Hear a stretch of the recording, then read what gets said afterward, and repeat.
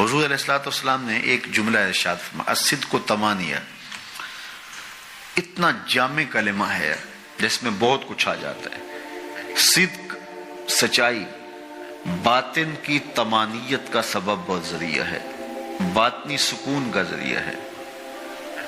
آگے فرمایا والکذب ریبہ، اور جو کذب ہے، جھوٹ ہے، وہ ریبہ، وہ تشکیک ہے، ابہام ہے، بے چینی ہے، اضطراب ہے، ٹینشن ہے، پریشانی ہے، اذیت ہے، ہر وقت کی بے قراری ہے۔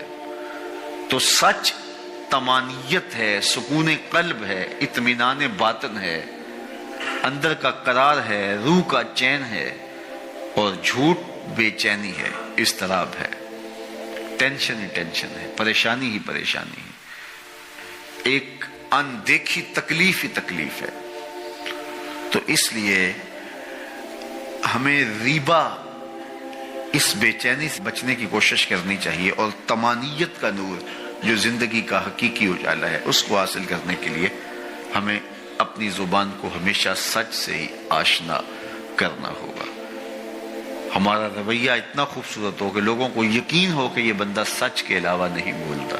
حضور علیہ الصلوۃ والسلام سے پوچھا گیا کہ مومن بزدل ہو سکتا ہے؟ فرمایا نہیں، مومن بہادر ہوتا ہے، لیکن ہو سکتا ہے اس سے کبھی بزدلی بھی صادر ہو جائے۔ پھر پوچھا گیا کہ مومن بخیل ہو سکتا ہے؟ کہا نہیں، مومن سخی ہوتا ہے، لیکن ہو سکتا ہے کبھی اس سے بخل بھی صادر ہو جائے۔ تیسرا سوال کیا گیا، کیا مومن جھوٹا ہو سکتا ہے؟ فرمایا جھوٹا نہیں ہو سکتا، یہ پکی بات ہے، مومن جھوٹا نہیں ہو سکتا۔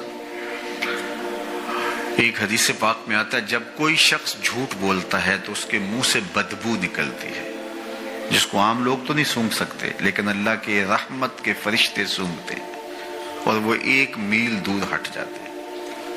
اگر وہ دوبارہ جھوٹ بولتا ہے تو پھر اس کے منہ سے بدبو نکلتی ہے، 1 میل اور پیچھے ہٹ جاتا ہے۔ اور ہم اگر جھوٹ بولتے رہیں تو رحمت کے فرشتے ہم سے پیچھے ہٹتے رہتے ہیں۔ پھر اندازہ کرو کہ فرشتے کہاں تک جا چکے ہیں اگر ہماری زندگی جھوٹ سے بھری ہوئی ہے۔ تو جب ہماری اطراف میں رحمت کے فرشتے نہیں ہوں گے تو ہم ہر وقت بے چین رہیں گے جھوٹ کی وجہ سے، اور جب ہم رحمت کے فرشتوں کے جرمٹ میں رہیں گے تو ہم قرار، سکون اور طمانیت میں رہیں گے۔ میں اور آپ ہر وقت کہتے ہیں کہ ہماری پریشانی کا سبب یہ ہے، وہ سبب ہوں گے جو ہم سمجھتے ہیں، لیکن ہماری پریشانیوں کا بہت بڑا سبب ہمارا جھوٹ بولنا ہے، قرار قلب کا نصیب نہ ہونا، طمانیت باطن کا نہ ملنا، ہر وقت ٹینشن ہی رہنا، پریشانیاں ہی رہنا، اذیتوں میں مبتلا رہنا، بے چین رہنا، بے قرار رہنا، دکھوں میں مبتلا رہنا، حالات کی تلخیاں، سنگینیاں کبھی دور ہی نہ ہوں۔ اس کا سبب یہ ہے کہ ہماری زندگی میں جھوٹ ہے، اور اگر ہماری زندگی میں سچ ہے تو ہمیں قرار باطن کیوں نصیب نہیں ہوگا؟ یہ میرے حضور نے کہا ہے، صدق و طمانیہ، صدق طمانیت قلب کا سبب ہے، قرار جاں کا سبب ہے، باطن کے اجالے ہیں، اندر کی روشنیاں، یہ تمہیں قرار دے گا۔ تو اس لیے ہمیں اپنی زندگی میں ہمیشہ سچ ہی بولنا چاہیے۔ یہ ایک کافر تھا، وہ کہتے ہیں بڑا زور آور تھا، تو وہ یہ گائے کی کھال بچھا کر کے اس کے اوپر کھڑا ہو جاتا اور لوگوں کہتا کہ اس کو اگر ہمت ہے تو میرے نیچے سے کھینچ کے دکھاؤ، میں نے دبا دیا اس کو۔ وہ ہمارے ہاں ہوتا نا، یہ میرا بازو پکڑو اور چھڑا کے دکھاؤ، یا میں بازو پکڑتا ہوں تو چھڑا کے دکھاؤ۔ تو اس زمانے میں وہ کھال بچھاتا اور اس کے اوپر کھڑا ہو جاتا اور کہتا کہ کھینچو۔ 10 آدمی اس کھال کو کھینچتے، لیکن وہ کھال کھینچی نہ جاتی، ان لوگوں کے زور سے کھال ٹوٹتی رہتی، حتیٰ کہ جو اس کے پاؤں تلے دبی ہوئی جگہ تھی وہ رہ جاتی، باقی لوگ توڑ دیتے، اتنا زور آور تھا۔ تو یہ اس کی کہانی ہے، لیکن یہ بتائی گئی ہے سب لوگوں کی، جس کو اقتدار ملے، زور ملے، زر ملے اور کوئی منصب مل جائے تو پھر کہتا ہے بس ہم چوما دیگرے نیست، ہمارے جیسا کوئی زمانے میں ہے ہی نہیں۔ اس نے کہا زمانے میں بندے 2 ہی ہیں، ایک تو اور ایک میں۔ اس نے کہا اگر صحیح چھاننا لگائیں تو میں ہی میں ہوں، تو بھی نہیں ہے۔ تو بندہ کہتا ہے میرے پر کسی کا بس نہیں چل سکتا۔ جب اقتدار پاس ہوتا ہے، جب دولت پاس ہوتی ہے، جب چھاتی میں زور ہوتا ہے، جب قبیلہ خاندان پشت پہ کھڑا ہوتا ہے، تو پھر انسان یہی کہتا ہے کہ نہیں میرا کون مقابلہ کر۔ یہ ایک انسانی طبع ہے بھی کمزور، لیکن تھوڑی سی ہوا بدو، یہ کیسا غبارہ فوراً پھول بھی جاتا ہے، لیکن کوئی معمولی سی سوئی چبھ جائے تو ساری ہوا بھی نکل جاتی ہے، اور اگر تیزی سے کوئی چیز ہو تو پٹاخہ بھی لگتا ہے۔ تو یہ غبارہ پھول جاتا ہے تھوڑی سی ہوا سے، تکبر کی ہوا سے، دولت کی ہوا سے، اقتدار کے نشے میں، یہ پھول کے کتنا بڑا ہو جاتا ہے۔ اَيَحْسَبُ أَن لَّن يَقْدِرَ عَلَيْهِ أَحَدٌ، کہتا ہے میں اتنا بڑا ہو گیا ہوں، میرے اندر اتنی ہوا ہے، میرے اوپر کسی کا بس کیسے چل سکتا ہے۔ یقول، وہ کہتا ہے اہلکت مالا لبدا، میں نے ڈھیروں مال فنا کر دیا۔ جب وہ مال نمائش میں خرچ کرتا ہے تو پھر اس کی تصویریں بھی جاری کرتا ہے، پھر لوگوں کو بتاتا بھی ہے، دیکھو میں نے یہ گھر کا گیٹ لگایا تو کس کے کتنے پیسے لگ گئے، شادی پہ میں نے اتنے کی آتش بازی کر دی۔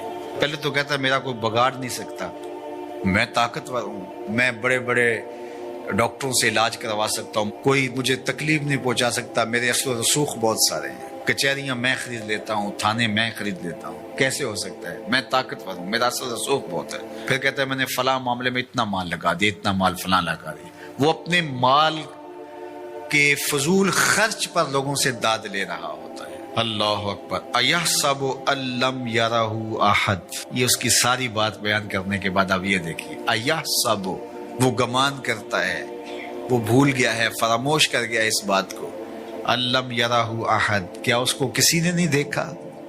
یہ اللے تللے فضول خرچیاں، یہ مال کو یوں اڑانا اور نمائش کرنا، میں نے دیکھا ہے یہ مذہب والے لوگوں میں بھی ہے کہ آپ جامعہ کے لیے فنڈ مانگیں تو آپ کو نہیں دیں گے، اور ایک بے عمل ناتخواں ہوگا تو اس کے اوپر ایسے پیسے پھینک رہے ہوں گے، کیونکہ یہاں تو چپکے سے آپ نے داخل ہو کے پیسے دیے، رسید لی اور چلے گئے، لیکن وہاں تو ویڈیو بھی بن رہی ہے، تو وہاں پھر انسان ایسے اڑاتا ہے خوش دلی کے ساتھ۔ وہ خوش دلی روحانی تسکین کی نہیں ہوتی، وہ نفس کی تسکین ہوتی، حظ روح نہیں ہوتا، حظ نفس ہوتا ہے۔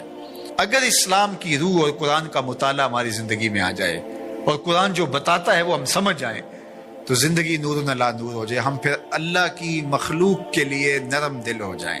کل اب جس طرح باپ بیٹوں کے لیے ہوتا ہے، اس طرح حضور علیہ السلام کی امت کے لیے ہماری شفقت ہونی چاہیے۔ فرمایا یہ ایک دیوار کی طرح ہے۔ اسلام کی تعریف کیا کی گئی ہے؟ مسلمان وہ ہے کہ جو رات کو 100 نفل پڑھتا ہے، مسلمان وہ ہے جو دن کو اتنے پارے ختم کرتا ہے، نہیں، المسلم من سلم المسلمون من لسانہ و یدہ، مسلمان وہ ہے جس کے ہاتھ اور جس کی زبان سے دوسرا مسلمان محفوظ ہو۔ تو کیا ہمارے ہاتھ سے، ہماری زبان سے دوسرے مسلمان محفوظ ہیں؟ آج ہم دوسروں پر کیچڑ اچھالنا اپنی ذمہ داری سمجھتے ہیں۔ آج کا سوشل میڈیا بھرا ہوا ہے دوسروں کے عیوب کو اچھالنے کے لیے۔ آج ممبر و محراب سے بھی مجھے معاف کرنا، جس طرح کے درس اور سبق دیے جا رہے ہیں، سچی بات ہے کہ وہ رسول اللہ کا دیا ہوا دین نہیں ہے۔ قرآن ہمیں بتاتا ہے تم ایسے بن جاؤ کہ تمہارا وجود نافع ہو، جدھر سے گزرتے جاؤ خوشبو پھیلتی چلی جائے، تمہارے انفاس کی مہک سے اجالے ہوں، تم فارمی چوزے نہیں ہو کہ ہر وقت اپنے ہی آرام کی تلاش میں رہو، تم لوگوں کو راحت پہنچانے کے لیے ہر وقت مستعد اور فعال رہو۔